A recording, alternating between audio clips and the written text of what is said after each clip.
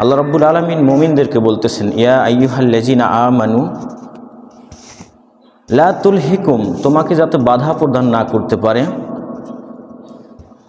আমওয়ালুকুম ওয়ালা আওলাদুকুম, তোমার সম্পদগুলো এবং তোমার সন্তানাদি। কিসের বাধা প্রদান করবে?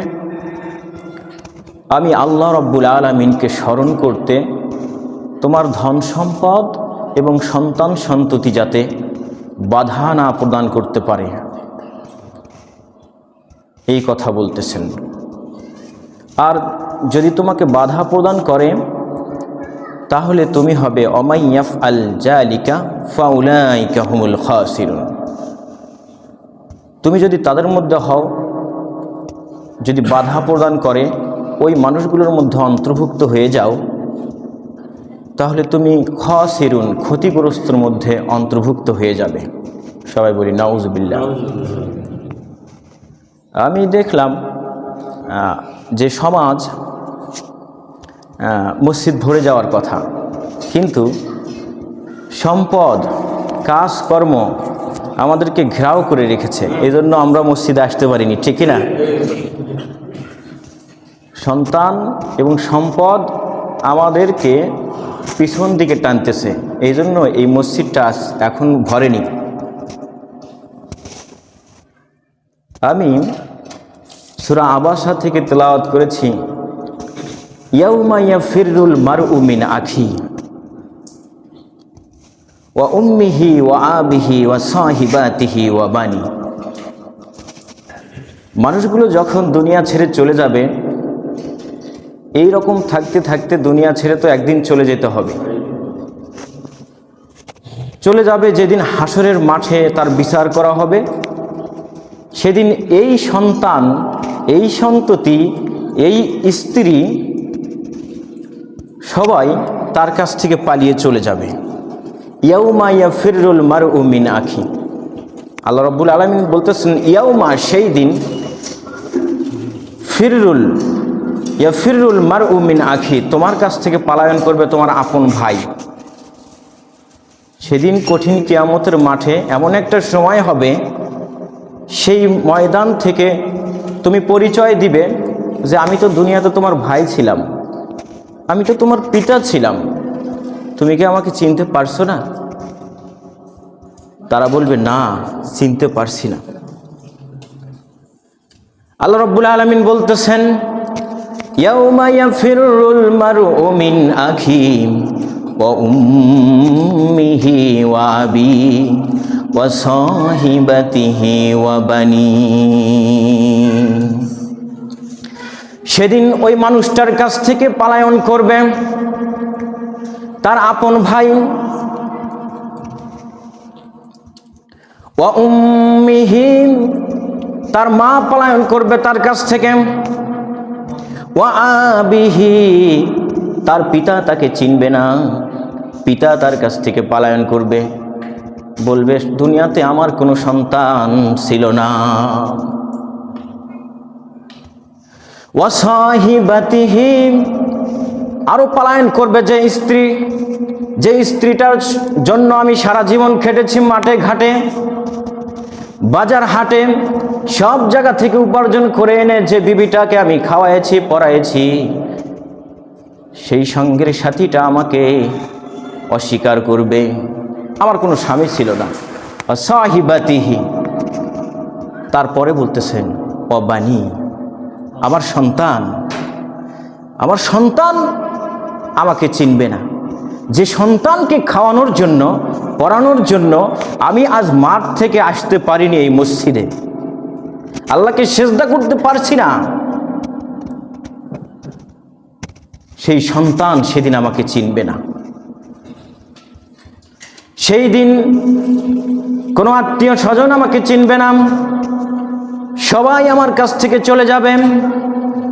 এমন সময় বলতেছে আল্লাহ রাব্বুল আলামিন, ও মানুষেরা শুনে রাখো, যেদিন তোমাকে ছেড়ে সবাই চলে যাবে, তোমার আত্মীয় স্বজন, তোমার প্রতিবেশী তোমাকে চিনবে না, সেদিন আমি মহান আল্লাহ তোমার বন্ধু হয়ে যাব তুমি যদি আমাকে মানো। সুবহানাল্লাহ। তুমি যদি দুনিয়াতে আমাকে মানো, দুনিয়াতে আমার পথে চলো, আমাকে ভালোবাসো, আমি প্রতিশ্রুতি দিচ্ছি তুমি যখন চলে আসবে পায়ের নিচের মাটিগুলো তামা হয়ে যাবে, আর আসমান থেকে সূর্যটা খুব কাছে চলে আসবে। সেদিন আমার আরশের নিচে, ও মানুষ শুনে রাখো, তোমাকে স্থান দেব। তুমি যদি সেই স্থান পেয়ে যাও, ও মানুষ শুনে রাখো, আমি তোমাকে জান্নাত, সর্বোচ্চ জান্নাতে দাখিল করে দেব। সুবহানাল্লাহ। আল্লাহ রাব্বুল আলামিন বলতেছেন, সেদিন যদি আমার আরশের নিচে তুমি স্থান পেয়ে যাও, তাহলে তুমি জান্নাত পাবে। এটা একটা মহা সাফল্য, মহা অর্জন। সেদিন যারাই আরশের নিচে স্থান পাবে, সেদিন জান্নাতে দাখিল হবে তারা। নবীজির হাদিস বলতেছেন, 7 শ্রেণীর মানুষ সেদিন আরশের নিচে স্থান পাবেন। বুখারী শরীফের 627 নম্বর হাদিস। এই 7 শ্রেণীর মধ্যে প্রথম হচ্ছে ন্যায়পরায়ণ শাসক। প্রথমে যে আছে তিনি হচ্ছেন ন্যায়পরায়ণ শাসক। ন্যায়পরায়ণ শাসক কাকে বলে? যে তার শাসন ক্ষমতা চালিয়েছে কোরআন এবং হাদিস দিয়ে। একটা দেশের মানুষ কেমন করে সুখী থাকবে, কেমন করে চলবে, কেমন করে আল্লাহর পথ পাবে, ঠিক এই রকম করে যদি দেশ চালানো যায়, তাহলে তাকে বলা হয় ন্যায়পরায়ণ শাসক। রাস্তার পাশে একটা দুঃখিনী নারী কান্না করতেছে, তার বাচ্চা সহ। এই নারীটা কিসের জন্য কান্না করতেছে?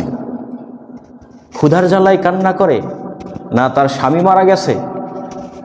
যে কোনো কারণেই কান্না করুক, তার খোঁজ নেবে ন্যায়পরায়ণ শাসক। যেমন হযরত ওমর রাদিয়াল্লাহু আনহু রাতের বেলায় গিয়েছে, কার খাবার নাই, কার বাড়ির কান্নার আওয়াজ চলে আসতেছে, তাকেই বলতেছে ন্যায়পরায়ণ শাসক। আমাদের দেশে যে শাসকটা ছিল কিছুদিন আগে, আজ তো নাই। মানুষ তো নাম দিয়েছে লেডিস ফ্রাউন। যে কি না অর্ডার দিত যে ক্রস ফায়ার করো, শাহবাগের ময়দান থেকে ক্রস ফায়ার করে হাজার হাজার মানুষকে ট্রাক ভর্তি করে নিয়ে যাওয়া হয়েছে, ঠিক কিনা? এটা হচ্ছে লেডিস ফ্রাউন। ক্ষমতা টেকানোর জন্য ক্রস ফায়ারের অর্ডার দিয়েছেন। কত স্টুডেন্ট, কত ছাত্ররা বুক পেতে দিয়েছে, মারো, তোমার যত গুলি আছে মারো, আমরা ন্যায্য অধিকার যতক্ষণ পর্যন্ত না পাবো, শুনে রাখো, আমরা রাস্তা থেকে সরব না। আল্লাহ রাব্বুল আলামিন বিতরণ করে দিয়েছেন, বিদায় করে দিয়েছেন। 16 বছর ক্ষমতা রেখে বিদায় করে দিয়েছেন। আল্লাহর পথ না মানলে এমনই হয়, দেশ ছেড়ে পালিয়ে যেতে হয়। আমাদের মাথার উপরে যদি খারাপ শাসক চলে আসে, এটা আমাদের 2 হাতের ইনকাম, 2 হাতের কামাই। আমরা 2 হাত দিয়ে গড়ে তুলেছি আমাদের মাথার উপরে কাক, যে কাক আমাদের মাথার মগজগুলো ঠুকরে ঠুকরে খায়। আমরাই বানিয়েছি, আমরাই দিয়েছি তাকে ক্ষমতা। নবীজির হাদিস বলতেছেন, তোমরা যখন খারাপ মানুষের হাতে ক্ষমতা দিয়ে দিবে, তখন জমিনের উপরে ফ্যাসাদ সৃষ্টি হবে আর মাটির নিচে ভালো জিনিস থাকবে। যখন ভালো মানুষের হাতে ক্ষমতা দিবে, দুনিয়াটা সুন্দর হবে। মাটির নিচটা যত সুন্দর জিনিস আছে উপরে উঠায় দিবে, আর জমিনের উপরে যা ফ্যাসাদ আছে মাটিতে ডাবায় দিবে। সুবহানাল্লাহ বলি। এটা হচ্ছে ন্যায়পরায়ণ শাসক। আমরা দোয়া করি আমাদের মাথার উপরে শাসক যেন ওমর রাদিয়াল্লাহু আনহুর মতো হয়। সবাই বলি আল্লাহুম্মা আমিন। এমন যদি হতো আমার দেশের শাসক হতো, আবু বকরের মতো হতো, ওমরেরই মতো। এমন যদি হতো আমার দেশের শাসক হতো, আবু বকরের মতো হতো, ওমরেরই মতো। প্রজার দুঃখে তাদের চোখে আসতো না রে ঘুম,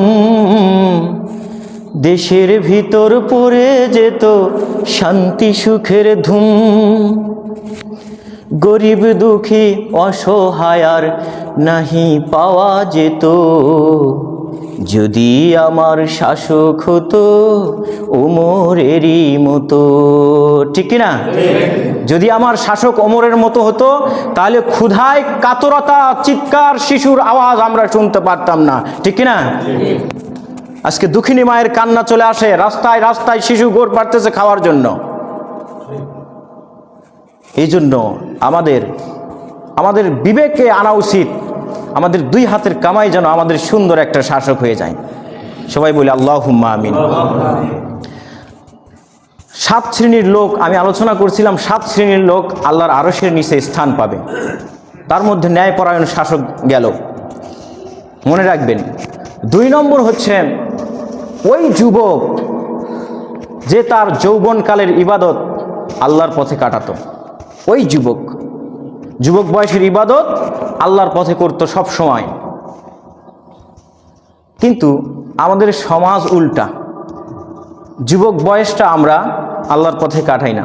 যে সময় তো আছেই, এখনই কি আমি মুরব্বী হয়ে গেছি, এখনই আমাকে নামাজ ধরতে হবে, এখন আমার দাড়ি মোছ কিছুই হয়নি, যাক না একটু এমনভাবে নামাজ ধরবো, পরবর্তী জীবনে সুন্দর করে নামাজ পড়বো, এমন কি বলে না? অনেকেই বলে। খাটতেছে পিটতেছে, সময় গড়িয়ে যায়, একদম 50-55 বছর পরে মসজিদমুখী হয়। দাড়ি যখন একদম পেকে যায় তখন মসজিদে চলে আসে। ঠিক না? একদম দাড়ি সাদা, দাড়িতে মেহেদি রং করছে, মাথায় একটা টুপি দিছে, সেই বুজুর্গ হয়ে মসজিদে চলে আসে। অথচ তখন কিন্তু তার মসজিদে ঢোকার দোয়াই জানা নাই। ঠিক না? আল্লাহুম্মা আফতাহলি আবওয়াবা রাহমাতিক, এর দোয়া জানা নাই। নামাজ পড়ে 4 রাকাত, হয়ে যায় 3 রাকাত। যদি কোনো বাচ্চা বলে, দাদা আপনার নামাজ তো 3 রাকাত হয়েছে, আরে আমার কি সেই বয়স আছে এখন? নামাজ 3 রাকাত 4 রাকাত মনে থাকে না আমার। যখন তোমার মনে ছিল তখন কোথায় ছিলে তুমি? আল্লাহ তো বলতেছে যুবক বয়সের ইবাদত আমি কবুল করি। তুমি 55 বছর বয়সে কেন মসজিদে আসলে? না আসতেই তো পারতে। তুমি তো আত্মভোলা হয়ে গিয়েছো, কারণ তোমার মনে থাকে না। যুবক বয়সের ইবাদত আল্লাহ তাআলা কবুল করেন, এই জন্য যুবক বয়সে আসতে হবে। এক ঘটনা, 55 বছর বয়সে যখন নামাজ ধরেছে, একজন জিজ্ঞেস করেছে যে দাদা দোয়া কুনুতটা একটু বলেন তো। তখন বলতেছে, কিসের আবার দোয়া কুনুত, কিসের দোয়া কুনুত, আমাদের সময় এগুলো ছিল না, যা, এরকম করে বলতেছে। এই জন্য যুবক বয়সে আল্লাহ রাব্বুল আলামিনের ইবাদত করব, আল্লাহ রাব্বুল আলামিন বেশি সন্তুষ্টি হয়। আপনি দেখেন আপনার চোখের সামনে যুবকের শক্তি বেশি, যুবকের মনে থাকে বেশি, স্মরণ শক্তি বেশি। ঠিক কিনা? আমাদের দেশের ডিফেন্সের চাকরিগুলো হলে, জবগুলো হলে এখানে যুবক নেয়, তাই না? 17, 18, 19, 20 বছর থেকে শুরু করে একদম 40 বছর 35 বছর পর্যন্ত যখন যুবক থাকে তখন ডিফেন্স তাকে গ্রহণ করে, তারপরে তাকে বের করে দেয়। ঠিক না? আল্লাহ রাব্বুল আলামিন বলতেছেন কঠিন কিয়ামতের দিন তাকে একটা প্রশ্ন করা হবে, পা তুলতে দিব না, একটা প্রশ্ন করব, বলবো যুবক বয়সে তুমি কোথায় কাটিয়েছো? ওই যুবক বয়সের সময়টা যদি উত্তর না দিতে পারো তাহলে জাহান্নামের মধ্যে ফেলে দিব। কয় নম্বর গেল? 2 নম্বর। এবার হচ্ছে 3 নম্বর, আরশের নিচে ঠাঁই পাবেন। 3 নম্বর হচ্ছে ওই ব্যক্তি, যে ব্যক্তি নামাজ পড়ে মসজিদ থেকে চলে গেল, আবার হৃদয়টা মসজিদের সঙ্গে লটকায় রাখলো। নামাজ পড়ে বের হয়ে গেল, আসরের নামাজ পড়লো, চিন্তা করতেছে আবার মাগরিবের নামাজ কেমন করে আসবো মসজিদে, এরকম একটা চিন্তা, টেনশন তার মাথায় থাকে। এটাকে বলে মসজিদের সঙ্গে মন লটকানো। ওই আরশের নিচে স্থান পাবে ওই ব্যক্তি, যে ব্যক্তি মনটাকে মসজিদের সঙ্গে লটকায় রাখে। কিন্তু আমরা মাঠে যাই, আমি দেখি অনেকেই আজান দিচ্ছে এদিকে চলে যাচ্ছে মাঠে কাজ করার জন্য। আরে হোক না, আজকে দেখতেছে না আল্লাহ আমার ছেলেটার পরীক্ষা চলতেছে, আমার বেগুনটা উঠাতে হবে তাড়াতাড়ি, 1 ওয়াক্ত 2 ওয়াক্ত নামাজ কাজা করলাম, সমস্যা কি? এর কি মনটা মসজিদের সঙ্গে লটকানো থাকে? বেগুন গাছের সঙ্গে লটকানো থাকে। আর মনটা, এর মনটা বেগুন গাছের সঙ্গে লটকানো থাকে।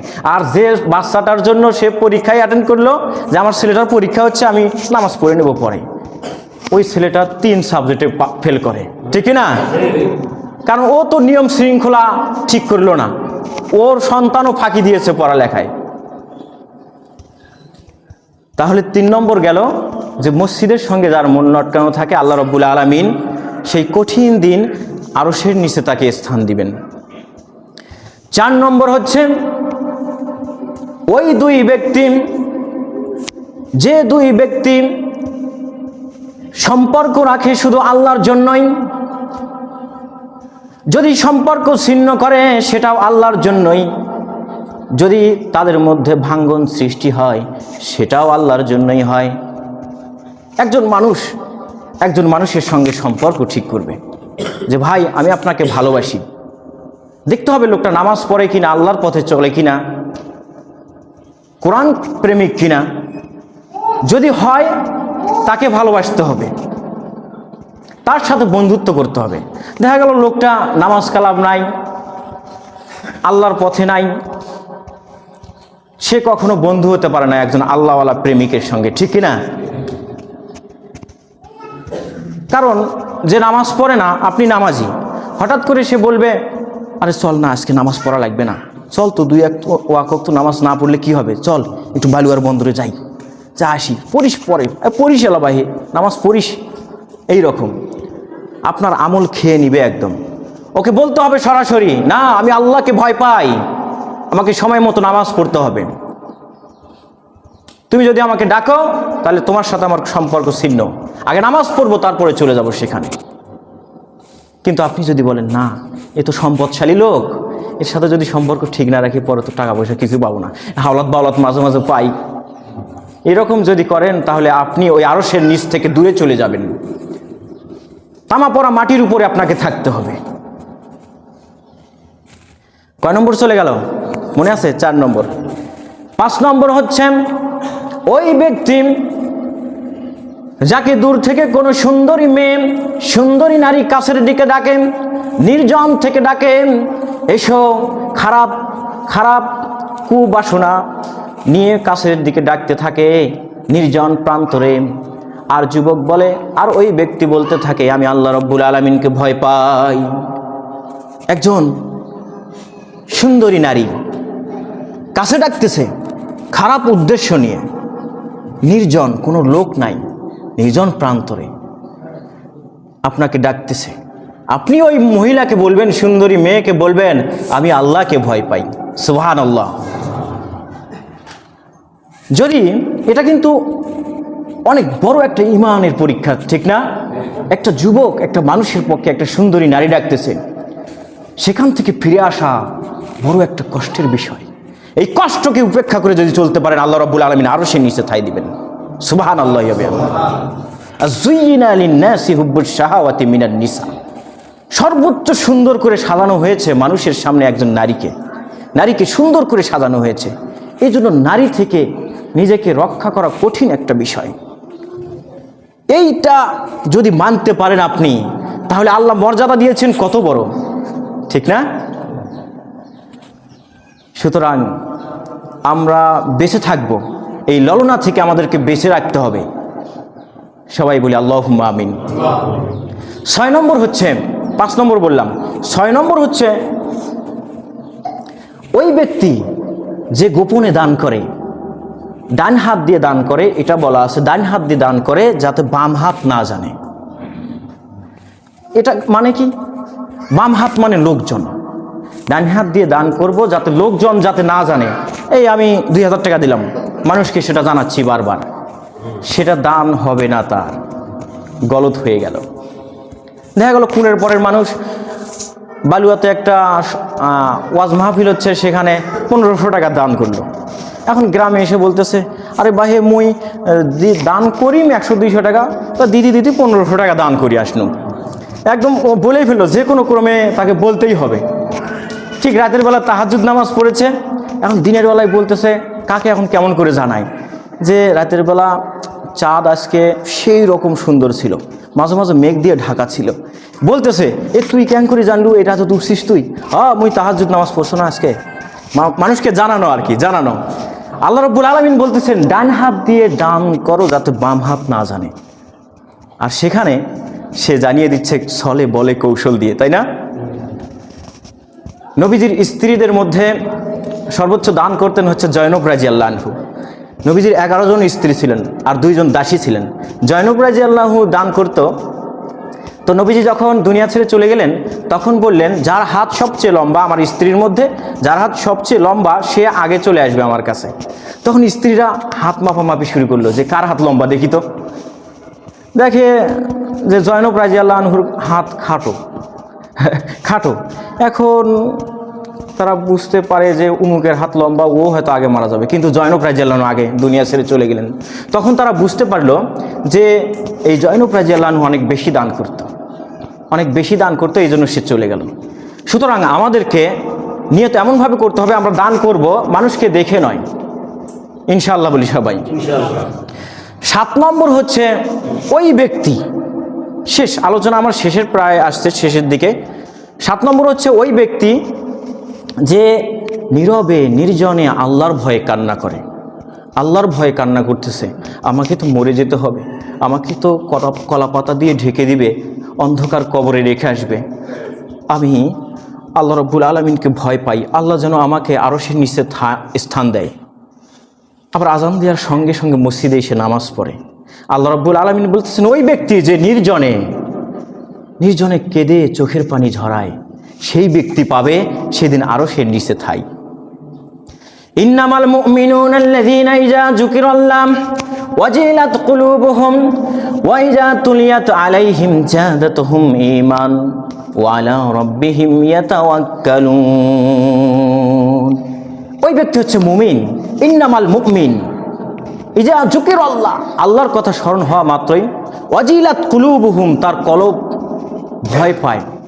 ওয়া তুলিয়াত আলাইহিম, তার সামনে যখন কোরআন তেলাওয়াত করা হয়, জাদাতহুম ঈমান, তার ঈমান বৃদ্ধি পায়। কোরআন তেলাওয়াত যার সামনে করা হবে সেই ব্যক্তি যদি ঈমান বৃদ্ধি পায়, তার চোখ দিয়ে যদি পানি ঝরে, সেই ব্যক্তিই তো আসল মুমিন, তাই না? আর সেই ব্যক্তির কথাই আল্লাহ রাব্বুল আলামিন বলতেছেন যে আমাকে ভয় পেয়ে আড়ালে আড়ালে কাঁদবে, যে কত মানুষ আমার সামনে থেকে চলে গেল, কত মানুষের কবর দিলাম, নিজ হাতে নামালাম, আমারও একদিন কবর হবে। ঠিক ওমর রাদিয়াল্লাহু আনহু বলতেছেন, কত মানুষের এলান হয় মসজিদ থেকে, আজ অমুক মারা গিয়েছে, আমি ওমর একদিন মারা যাব, আর এরকম এলান হবে যে ওমরও মারা গিয়েছে।